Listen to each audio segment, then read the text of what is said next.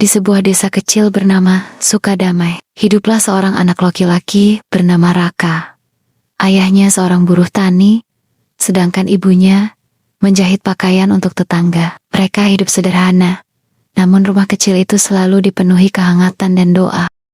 Sejak kecil, Raka dibiasakan untuk jujur, bertanggung jawab, dan peduli pada orang lain. Ibunya sering berpesan, "Nak, harta bisa habis, tapi kebaikan akan selalu kembali." Suatu hari, Raka mendapat tugas sekolah, membuat laporan tentang kebersihan lingkungan desa. Ia berkeliling desa untuk mencatat kondisi sungai, jalan, dan rumah warga. Saat menyusuri sungai di ujung desa, Raka melihat sesuatu yang mengkilap di antara bebatuan. Ternyata itu adalah dompet kulit, berisi uang yang cukup banyak. Bagi keluarga Raka, uang itu bisa membantu membayar uang sekolah dan membeli kebutuhan rumah. Raka terdiam lama, tangannya gemetar. Apa yang harus aku lakukan?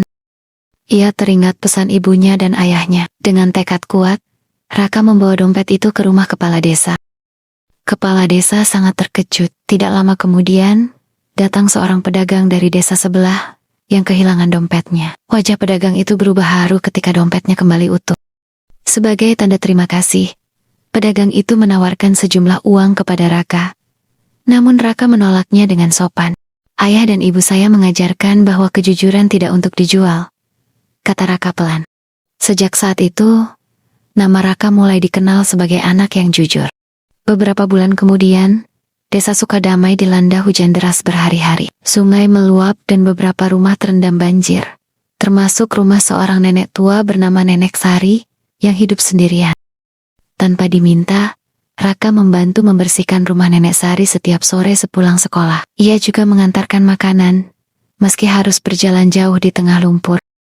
Teman-temannya sempat mengejek, "Raka, buat apa copek-copek menolong orang lain?" Raka hanya tersenyum. Kalau bukan kita yang menolong, siapa lagi? Suatu malam, listrik di desa padam total. Angin kencang bertiup. Dari kejauhan, Raka melihat cahaya api dari rumah Nenek Sari. Rumah kayu itu terbakar. Tanpa ragu, Raka berlari sambil berteriak meminta pertolongan.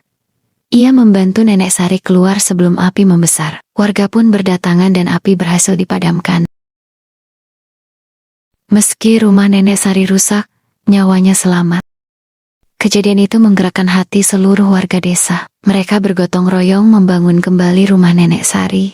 Kepala desa mengusulkan agar Raka diberi penghargaan sebagai teladan desa. Ayah dan ibu Raka menangis haru. Raka sendiri hanya menunduk dan berkata, "Aku hanya melakukan apa yang seharusnya dilakukan." Raka tumbuh menjadi remaja yang rendah hati. Ia menjadi lentera di ujung desa, menerangi sekitarnya bukan dengan kekayaan, tetapi dengan akhlak dan keteladanan.